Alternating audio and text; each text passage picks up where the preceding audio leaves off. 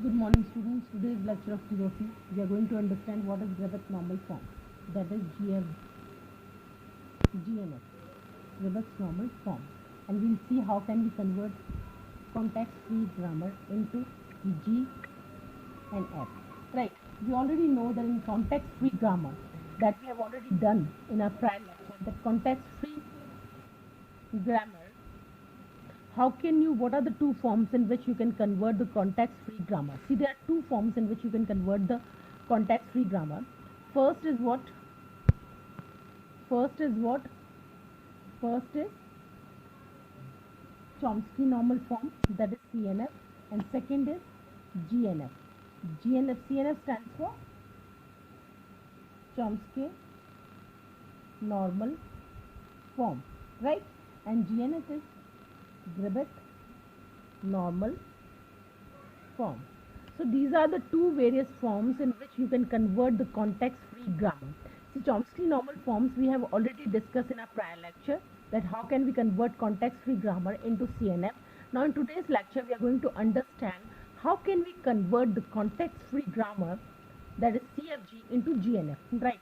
Now in order to understand the conversion in a better way, first we'll understand what is GNF, right? So the GNF is, you can define GNF as, GNF is the one in which any production, right, of CFG is context free grammar. So GNF is one in which any production of CFG is of the form. See how they are defining GNF. They are defining Gribbet normal form is the one in which any production, means whatever production of the CGF, that is context free grammar, is provided to us, is of the form. What is the form?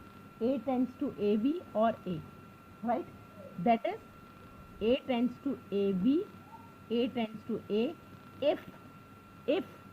If context free grammar is in this form, then we can say it is in the GNF form or Gribbet normal form. This is clear to you? What is GNF? Whenever the context free grammar is in the form of AV, A tends to A, then we can say, when CFG converts into this form, then we can say that it's a Gribbet normal form. Now we'll take an example. Now what is AV and A? See, AV or A. Now here what is A?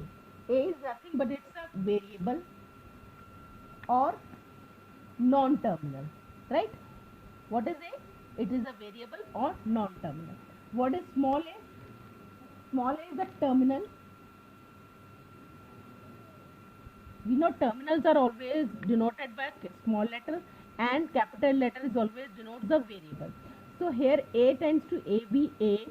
A is a variable or non-terminal, small a is a terminal, and there is one condition, the Gribbet normal form. See, you need to understand this condition, that there should be only one terminal. There is only one terminal in G and F.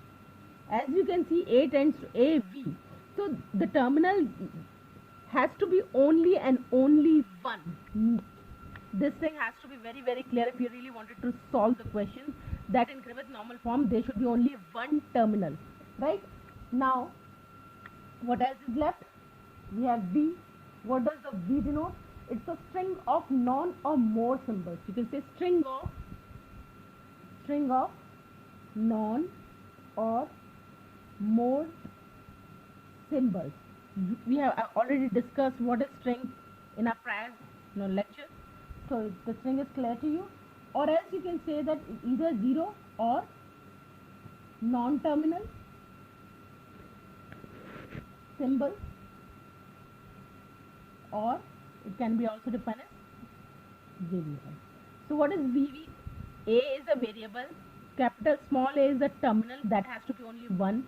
Then comes the V. V means strings of none or more symbols, where 0 non-terminal symbols or variable, right? This is clear to you? Now we have understood what is Gribbet normal form. Now we will take certain example by which we are going to convert the context free grammar into GNF, that is Gribbet normal form. Let's take an example to understand it more better, right? So the example which is being provided to us is, say, you have to convert, let's say, example, S tends to A, B, A, S, A, or A, B, A. Now we have to convert this context-free grammar into G and F. How we are going to do it? First, we know that there has to be only one terminal. There are so many terminals out here. So first we have to remove the terminals, extra terminals, which is here. And how we are going to remove that extra terminal? We have to introduce new variables. So you have to write the step, introduce new variable. What are those new variables? A and B. So we have introduced two, since we know in a Griffith normal form there has to be only one terminal, and we can see there are so many small letters out here. Small letters are here, B, B, A. So we have to convert all these small letters into capital letters. That is, we have to convert it. You have to do the conversion. For this we have introduced two new variables, that is A and B. Now such that what is the clause? Such that A tends to small a and B tends to small b. Right? Now we are going to solve it. We are going to substitute wherever the small a is there, small a is there, we are going to replace it with capital A. Wherever the small b is there, we are going to replace it with capital B. So in the question, what is provided? The S tends to A, B, A, S, A. So S tends to, let the small a first small letter, first terminal be as it is only. Now B can be replaced by capital B, A can be replaced by capital A, S is already capital A, then A can be replaced as capital A. Similarly, another stuff that is provided to A, B, A. Again we are doing the substitution. We are letting the first terminal like that only. S tends to A, B, A. So what is the answer? Answer of it is S tends to A, B, A, S, A. S tends to A, B, A. Sorry, A, B, capital A. Right? This and this I am taking. Where A tends to small a and B tends to small b. So this is the answer, Griffith normal form. Right? This is clear. What we have done, we know what is the clause of Griffith normal form. The clause of Griffith normal form is that A tends to A, small a, B, where A tends to A. So this is Griffith normal form. We have to convert this question into this form. So in order to convert this into this form, we have introduced two new variables, that is variable A and B. Right? Wherever the small a is being replaced by capital A, small b is replaced by capital B. Now we have done the substitution in this question, where first we have to quit the first terminal.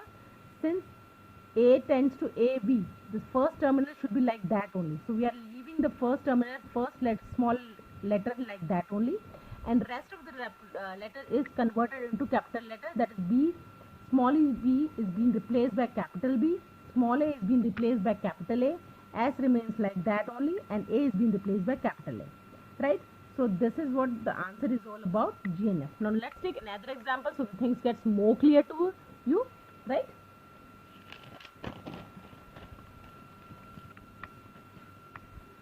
Now suppose example number 2. Now we are going to undertake example number 2, where CFG, that is context free grammar, which has been provided to us, is A, B, S, B, A, A.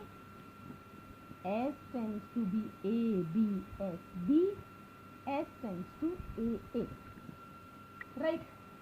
Now again what we have to do, we know what is the condition of GNF. Since AV tends to AV or A, this is GNF form. Right? So in order to convert this context free grammar, that is CFG, this CFG into GNF, first we have to introduce A and B such that capital A, is being replaced, small a is being replaced by capital A, and small b is being replaced by capital B, right? Now we are going to substitute s in this into this. S tends to A, let the first terminal be like that only. Now what is the second stuff that has been provided? SB. So B can be replaced by capital B, SB, right? And again SAA, SA remain like that only. Small a is being replaced by capital A. Then S tends to A, B as B, S tends to A. So what is going to be the answer? What is going to be the answer? The answer is going to be, this is the question which has been provided to us, right? So this is going to be the answer, right? Clear? Any confusion? No? Fine. This is the GNF one. Now we are going to take another example so that the things get more clear to you. So I am going to take another example of it. Let's take it. Now let's take the third example of it. What is going to be the third example? Example number third. I am providing you 3 examples so the things get more clear to you. Right? Suppose some context-free grammar has been provided to you. What is going to be that S tends to capital A B, A tends to A, B, B, B, and B tends to B. Now this is the grammar that is provided to you, and you have to convert this context-free grammar into GNF, that is Gribbett normal form. Now how you are going to do this, that we are going to understand, right? Now first thing, we know what is the condition of Gribbett normal form. It has to be in this form, A, B or A. So we have to convert it into this form, right? Now see, we have something which is already been provided to us. A can be replaced by A can be replaced by BB, and A can be replaced by B. So this is already in the Gribbett normal form. So we are going to use this, where A tends to A tends to BB, and A tends to B. See, why we are not converting it this step, in this third number steps into Gribbett normal form? We are not converting it into Gribbett normal form because it's already in the Gribbett normal form. So we are going to use this in order to make the other steps into the Gribbett normal form. This is not in Gribbett normal form. So S is AB. Now what we have to do? A can be replaced with A. So you can write A, B. Right? Similarly, as AB, B can be replaced by A. So you can B, BB, B. Similarly, S can be AB. So AB, BB. We have used this. A can be replaced by A. First what we have done, we have replaced A by A. Second time we have replaced A by BB, BBB, BBB. Then the third time we have replaced A by B. So what? B, B, small b. So these are the 3 forms, right? And B can be replaced by B. So we are again substituting it. S tends to A, B, A. What we have done, we have kept this B in the front and A at the end. See, S tends to AB can also be written as S tends to BA. Does it make any difference? No. What does it mean? A can be replaced by B. So I am going to replace S is equals to B, B. So this is also the answer, right? Clear? So what is going to be the answer? Answer is going to be S tends to A, B. S tends to B, B, B. S tends to B, B. Where? Don't forget to write where. Where? A tends to AB, A tends to BB, and A tends to B. Right? So this is GNF. So we have taken 3 examples. I'm sure the Gribbett normal form is clear to you. What is Gribbett normal form is clear to you. And you have understood how to convert the context-free grammar into Gribbett normal form. Still, if you have any problem, you can ask me anytime. That's all for today. Thank you for watching this video.